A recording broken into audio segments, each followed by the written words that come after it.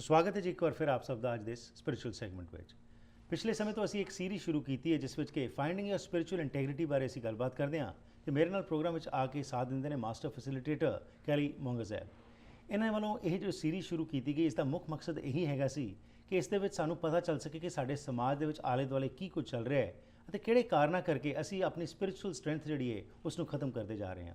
ਆਓ ਇसी ਸੀਰੀਜ਼ ਵਿੱਚ ਅੱਜ ਰਿਸਪੌਂਸਿਬਿਲਿਟੀ ਅਤੇ ਕੋਆਪਰੇਸ਼ਨ ਦੇ ਵਿੱਚ ਅਸੀਂ ਗੱਲਬਾਤ ਕਰੀਏ ਕਿ ਕੀ ਸਾਡੀਆਂ ਰਿਸਪੌਂਸਿਬਿਲਿਟੀਜ਼ ਨੇ, ਕਿਸ ਤਰੀਕੇ ਨਾਲ ਅਸੀਂ ਇਹਨਾਂ ਚੀਜ਼ਾਂ ਦੇ ਉੱਤੇ ਕੰਮ ਕਰਕੇ ਕੁਝ ਨਾ ਕੁਝ ਵਧੀਆ ਕਰ ਸਕਦੇ ਹਾਂ। ਸਵਾਗਤ ਕਰਾਂਗੇ ਕੈਲੀ ਮੋਂਗਜ਼ੈਬ ਦਾ। Welcome to the program. Thank you, Harpreet. Thank you. So Kelly, like we have talked about finding our spiritual integrity, and as in the previous programs we focused that it all starts with you. Yes. And until unless we realize that it is we who can bring about a change in the society, nothing is going to change. So over the years with your experience, if we can just delve today into the aspect of responsibility, because today what is happening is we just want to go away from the responsibility.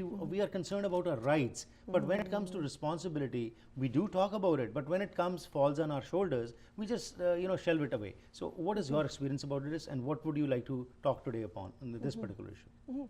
Well, social responsibility is a theme that is, like as you mentioned, talked about a lot in our society. For example, in the school system, the term social responsibility is used, and it's a focus that teachers and administrators have to elevate and get everyone involved. Right. So the term responsibility is being used quite a bit, but if we can just take time to really think about what that means, as you said, for each individual, for us to stop and think that we all have an impact.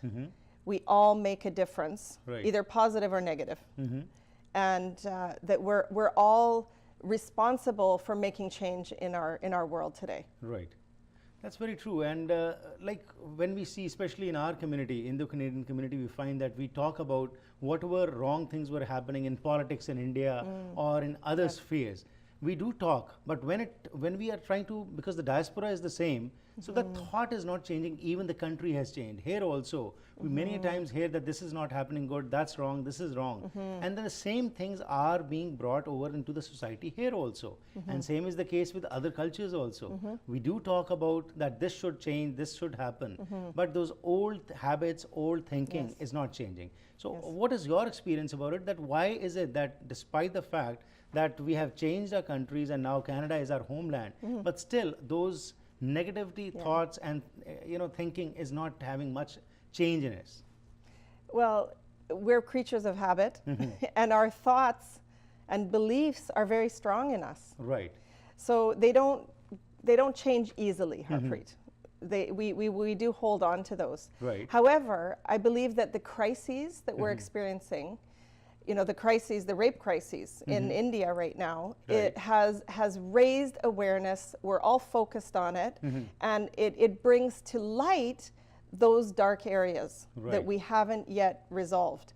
And as I've mentioned previously, humanity is it always has been and it always will be in a progressive, growing, evolving condition. Right. And we're living in a time with this tremendous change happening. Right. And, this is the whole point about responsibility and raising our consciousness. Right. That we must let go of the old. We must examine our thoughts, our beliefs, our behaviors, and see, are they contributing to a better world? Are they contributing? Or are they holding us back? Are they creating more turmoil and discord and conflict? We can look at the results. Right. What are the results in the relationship and in the society? And in that way, and this is what is so beautiful about this Virtues Project, is that it breaks down all the barriers of different backgrounds. Right. And it gives us a collective common, almost like an ethical framework that focuses on our spiritual reality. Right.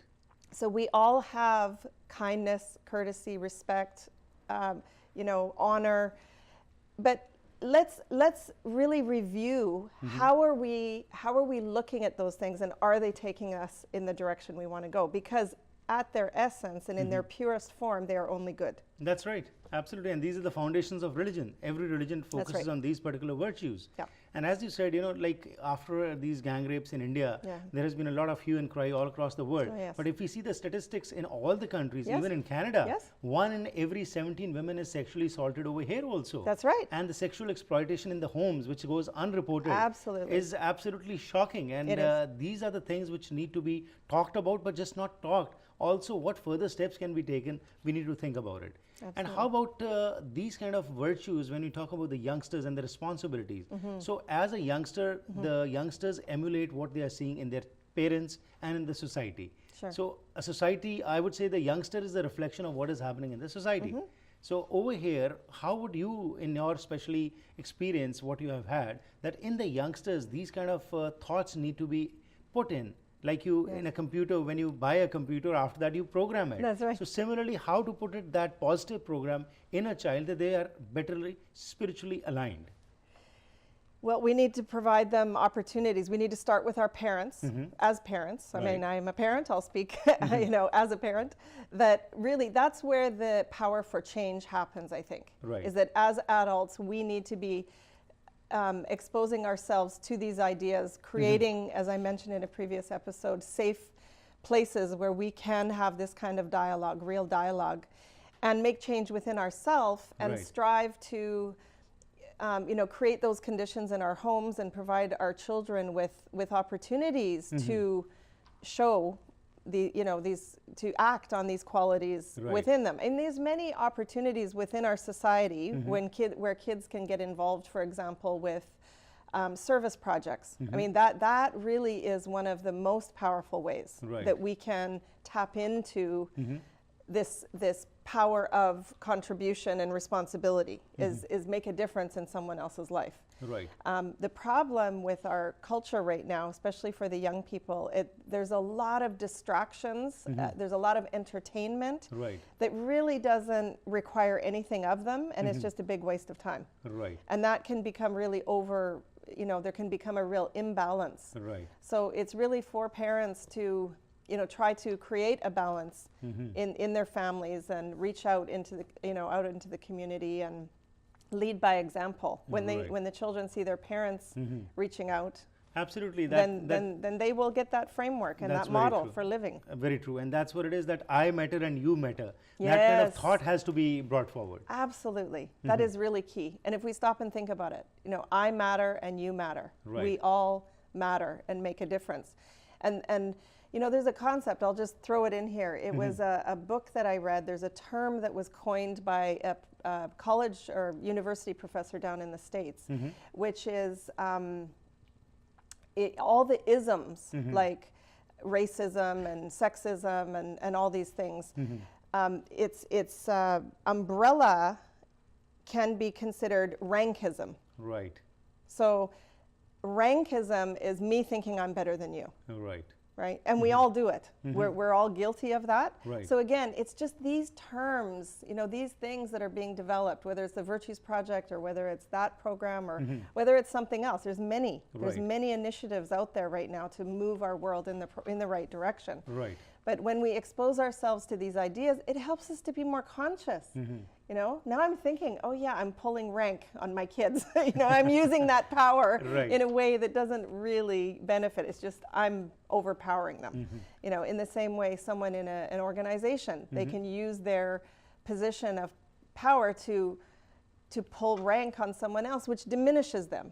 So if we can equalize the playing field to say, I matter, you matter, your ideas matter, my ideas matter. Also within men and women's relationship, this is a huge shift that we need to make to really level the playing field and see that we're all human beings in different bodies. That's all. And again, there's no harm in thinking that I am better than you, but it has to be in that positive sense that how can I have those qualities which I have, and I can further disseminate those kind of services and also your thought to the youngsters so that you become an example for them as a role model.